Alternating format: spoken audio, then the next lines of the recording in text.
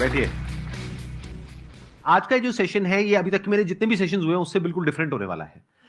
मेरे को अभी कुछ दिन पहले थॉट आया कि क्या हो अगर मैं एक लाइव प्रॉब्लम सॉल्विंग सेशन करूं और जिसका कि नाम हो प्रॉब्लम सॉल्विंग मैराथन, यानी लंबा सेशन हो। जैसे मेरे सेशंस यूजुअली होते हैं 15 से 20 मिनट के, क्या हो अगर 1 घंटे से ऊपर का सेशन है और उसमें नॉन स्टॉप एक के बाद एक रियल प्रॉब्लम्स को हम डिस्कस करें, यानी कि आप में से ही कुछ लोग अपनी लाइफ की रियल जो प्रॉब्लम्स आप फेस कर रहे हैं और कैमरे में शेयर करने में कंफर्टेबल हैं। समझ गए ना? हाँ, ऐसा ना हो कि रिश्ता टूट जाए या कुछ। थोड़ा सोच समझ करके, संभल करके। कैमरास लगे हुए हैं, वीडियो ये अपलोड होने वाली है यूट्यूब पे, तो तभी अपनी प्रॉब्लम शेयर करनी है जब आपको कोई दिक्कत नहीं है उसको पब्लिकली शेयर करने में।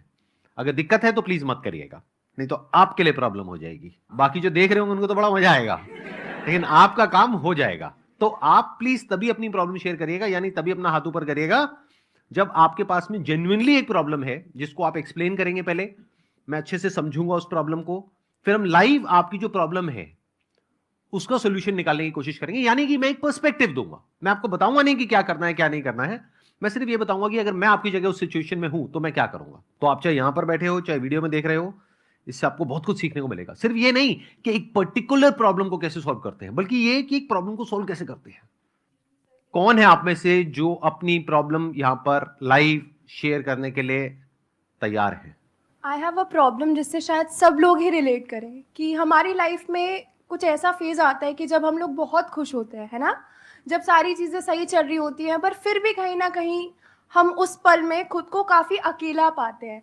जैसे कि if I am with you और I am with one of my friend, तो कभी-कभी ऐसा होता है कि हमें समझ नहीं आता कि अंदर से क्या कमी रह गई है कि we are not happy, that we are present there but we are not happy. तो सर मेरी प्रॉब्लम तो ये है। प्रॉब्लम्स दो तरह की होती है। एक होती है फिजिकल, यानी कि अगर आप कहते हैं फाइनेंशियल प्रॉब्लम है तो हम अलग तरीके से इस प्रॉब्लम को अप्रोच करते हैं। आप कहते हैं फिजिकल प्रॉब्लम है यानी कि हेल्थ से रिलेटेड प्रॉब्लम है तो हम अलग तरीके से अप्रोच करते हैं। बट आप क्या कह रहे हो, सब कुछ परफेक्ट है तब भी अंदर से खुशी नहीं है, तो ये प्रॉब्लम क्या हुई? Mental problem. इसको हम साइकोलॉजिकल प्रॉब्लम बोल सकते हैं। बट इसको हम ये नहीं कह सकते कि मेंटली ये कोई बीमारी है या कोई इलनेस है। ये एक ऐसी प्रॉब्लम है जिसको राइट अंडरस्टैंडिंग से अभी इमीडिएटली ठीक किया जा सकता है। मतलब इसके लिए हमको कोई दवाई खाने की जरूरत नहीं है, इसके लिए हमको किसी डॉक्टर के पास जाने की जरूरत नहीं है, सिर्फ अपनी अंडरस्टैंडिंग को ठीक करना है। प्रॉब्लम की जड़ को पकड़ते हैं, क्या है? एक प्रॉब्लम की जड़ ये है कि आपके अंदर डर है कि अगर ये मूवमेंट चला गया तो क्या होगा। तो अपनी लाइफ को ऐसे जीना शुरू करो कि गुजरे हुए कल में मत जियो, आने वाले कल में मत जियो, अभी जो चल रहा है उसमें जियो। उसमें जो कुछ अच्छा है उसको देखने की कोशिश करो। अपनी जो way of looking at life है उसको इस तरीके से बनाओ कि अभी आपकी लाइफ में जो कुछ सही चल रहा है उधर आपका ध्यान होना चाहिए। इसके लिए बहुत एफर्ट लगेगा क्योंकि ऐसी हमारी प्रोग्रामिंग नहीं है। हमारे आसपास में लोगों की बिल्कुल भी नहीं है। जॉब लगती बाद में, पहले घर वालों को टेंशन हो, बेटे चली गई तो इतनी दूर जाना। नहीं, हमें भी होती है टेंशन, है ना? जी सर। जरा सा कुछ अच्छा होने लग जाता है, अरे अरे अरे कहीं ये ना हो जाए, कहीं वो गड़बड़ ना हो जाए, ये ना हो जाए, वो जाए। तो पहला तो इसका सोल्यूशन ये है कि खुद को इतना कैपेबल बना लो कि आपके अंदर से ये जो डर है ना ये पूरी तरह से निकल जाए। जो इंसान कैपेबल नहीं होता है उसके अंदर हमेशा डर रहता है। जैसे फॉर एग्जांपल आपकी लाइफ में सब कुछ अच्छा चल रहा है, मान लेते हैं फाइनेंशियली, तो डर किसके अंदर होगा? जिसको ये पता है कि आज अगर मेरे को इस जॉब से निकाल दिया तो कल मैं कहीं का नहीं रहूंगा या कहीं की नहीं रहूंगी, उसके अंदर डर है। तो सब कुछ सही होने के बाद भी वो कभी रिलैक्स नहीं रह पाएगा। बट जिसके अंदर ये है कि अगर मेरे को इस जॉब से निकाल दिया तो इस कंपनी का नुकसान है, मेरे को तो इससे लाख गुना बेटर जॉब मिलनी ही मिलनी है, क्योंकि मेरे को पता है अगले 10 साल बाद मैं क्या करने वाला हूं, खुद के लिए भी और जिस कंपनी में मैं काम करूंगा या करूंगी उसके लिए भी। तो जिसके पास में ये विजन होती है वो कभी डरता नहीं है, डरती नहीं है। That is one.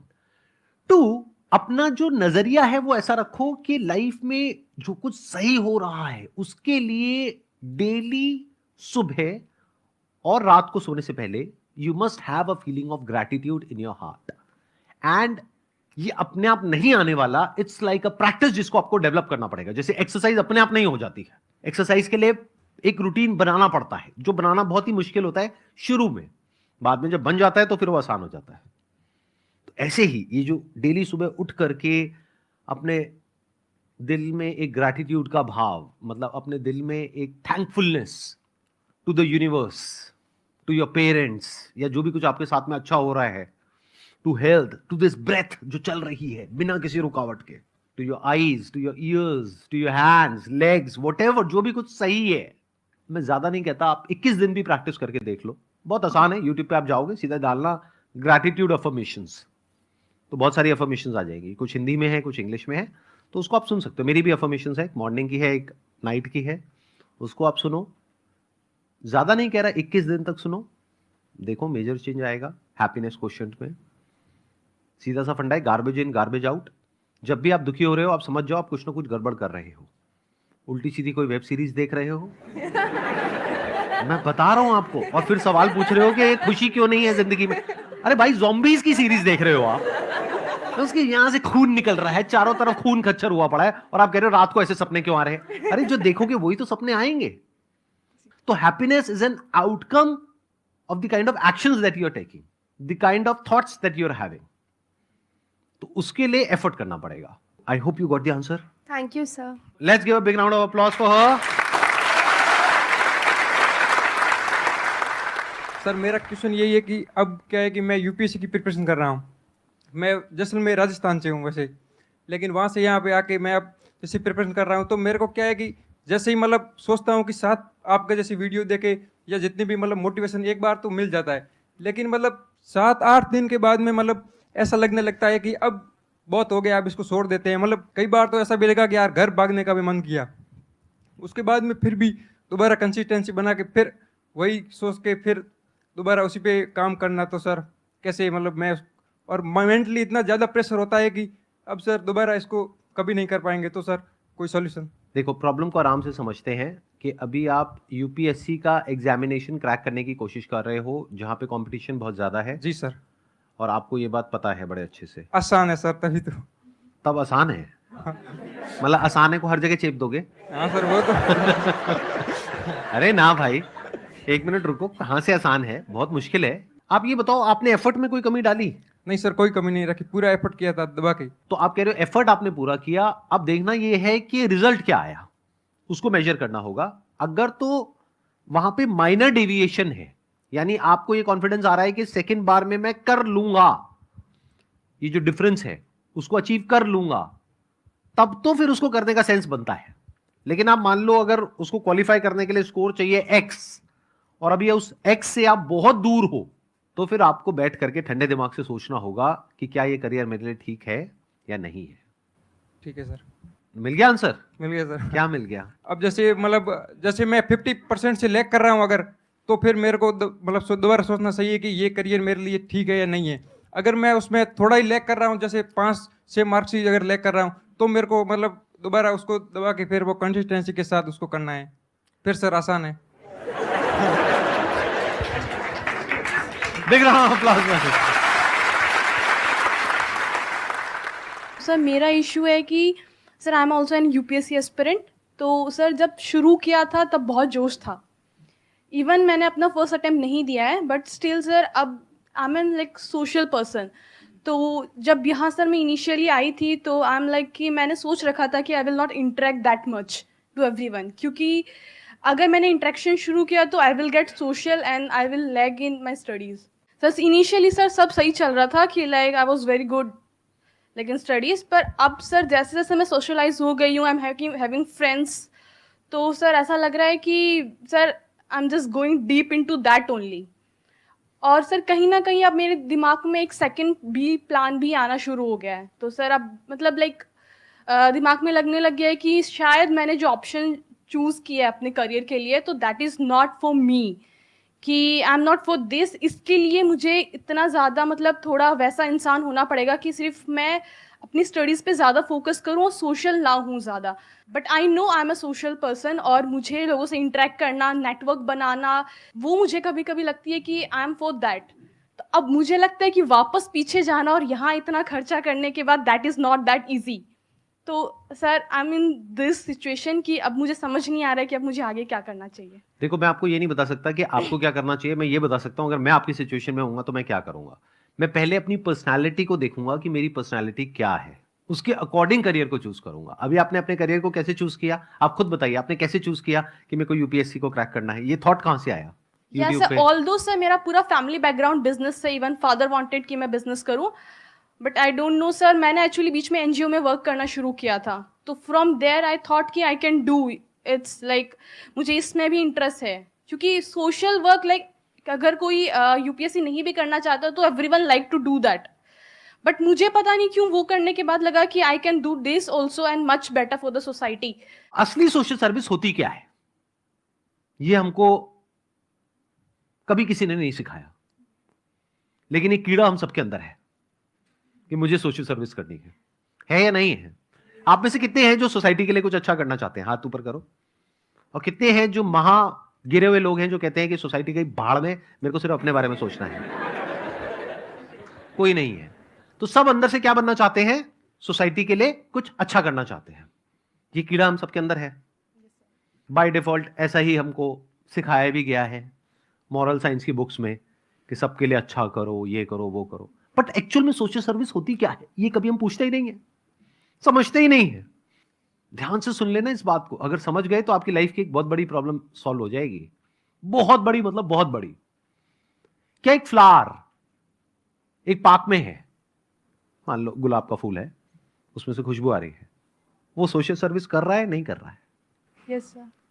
नहीं कर रहा है। वो क्यों कर रहा है सोशल सर्विस? सोशल सर्विस हो रही है। दोनों में बड़ा फर्क है। उसके होने की वजह से वहां पर खुशबू है उतने दायरे में जहां पर वो है, बट क्या वो सोच करके सोशल सर्विस कर रहा है? क्या वो इसलिए खुशबू फैला रहा है कि लोगों को बड़ा अच्छा लगेगा, लोगों की लाइफ बढ़िया हो जाएगी, लोग रिलैक्स हो जाएंगे? उसको इस सबसे फर्क पड़ता है? तो गुलाब क्या कर रहा है, वो जो है जैसा है वैसा है, उसके होने की वजह से औरों को बेनिफिट हो रहा है। इस बात को ध्यान से समझ लेना। वो किसी की जैसा बनने की कोशिश नहीं कर रहा है। ये नहीं कि उसके फ्लावर के पास से कोई निकला और वो वहां पर उसने पेड़ के ऊपर देखा कि एक कोयल बैठी है और वो कुछ बोल रही है, गा रही है, व्हाटएवर, और उसने देखा कि लोग उसकी तारीफ कर रहे हैं और उस फ्लावर ने कहा मेरे को कोयल बनना है। ऐसा तो नहीं है ना? तो फ्लावर क्या कर रहा है? बस वो जो कर वो कुछ भी नहीं कर रहा है, वो जैसा है सो है। कोयल क्या कर रही है, किसके जैसा बन रही है? जैसी है सो है, बट उसके होने की वजह से सोशल सर्विस हो रही है। ध्यान से सुन लेना, मेरी इस बात को समझ लेना। ये जो ठेकेदार होते हैं ना सोसाइटी के, इनसे खतरनाक लोग कोई नहीं होते हैं। आप लोगों को ये बातें समझ नहीं आएंगी। मैं हर तरह के आदमी से मिला हूं, आदमी औरत व्हाटएवर, तो मुझे पता है अंदर से कैसे होते हैं। तो कभी ठेका मत लो सोसाइटी का। Look at your life, look at your personality, what kind of a person are you. जैसे अभी आपने बोला कि मेरे को लोगों से बात करना अच्छा लगता है, लोगों से इंटरेक्ट करना अच्छा लगता है, तो अगर आपका करियर ऐसा ही हो जहां पर कि आप लोगों से बात कर सको, इंटरेक्ट कर सको, और उसके लिए जो तैयारी करनी है उस करियर के लिए उसमें भी कुछ ऐसा ही हो, तो बढ़िया हो गई लाइफ। Yes sir. आपकी जो मेन प्रॉब्लम है वो ये है कि अब मैं क्या करूं, क्या मैं इसको छोड़ दूं? या छोड़ने के क्या रेपरकशंस है? दुनिया बोलेगी, बाहर में गई दुनिया, बोलने दो। क्योंकि अगर अभी नहीं छोड़ा और 4 साल बाद छोड़ा तो दुनिया और बोलेगी। सर अभी भी छोड़ना मुश्किल है। अभी छोड़ना अगर मुश्किल है, अभी तक कितने अटेम्प्ट दे चुके हो आप? सर ये मेरा फर्स्ट होगा, बट मैंने अपना साल पूरा निकालना दिया है। तो अभी 1 ही साल हुआ है ना। हाँ पर सर मेरी तैयारी ऑलमोस्ट लाइक मैंने कर नहीं तो अभी मत छोड़ो ना, दे करके छोड़ो ना। जब एग्जाम दे दोगे और रिजल्ट आएगा तो वो रिजल्ट आपके घर वालों के सामने होगा, तो जब वो देखेंगे वो खुद ही कहेंगे छोड़ दो। आप खुद क्यों छोड़ते हो? उन्हीं को बोलो ना कि बेटे रहने दे, तुझसे ना हो पाएगा, व्हाटएवर। फिर आपके लिए रास्ता खुलेगा एक दूसरा। देखो थोड़ा सा दिमाग लगाना सीखो लाइफ में ना, चाणक्य नीति को सीखो। साम दाम दंड भेद, मतलब हर तरह के नुस्खे हमको आने चाहिए, क्योंकि अभी आप बीच में छोड़ दोगे तो पूरी जिंदगी भर के लिए ठप्पा लग जाएगा। थोड़ा सा ही टाइम रह गया ना, खत्म कर लो, एग्जाम दे दो, मार्क्स आ जाएंगे, जो होगा वो सामने आ जाएगा। सर वही ऐसा लगता है ना फिर कि सेकंड ऑप्शन भी नहीं हुआ तो मतलब फिर जो हम सोच रहे हैं कि प्लान बी हमारा ये होगा, कल को वो भी नहीं हुआ तो। हाँ, 1 मिनट, स्टेप बाय स्टेप आगे बढ़ो। देखो अब क्या हो रहा है, अभी आप क्या कर रहे हो, आप एक प्रॉब्लम को और कॉम्प्लिकेट कर रहे हो।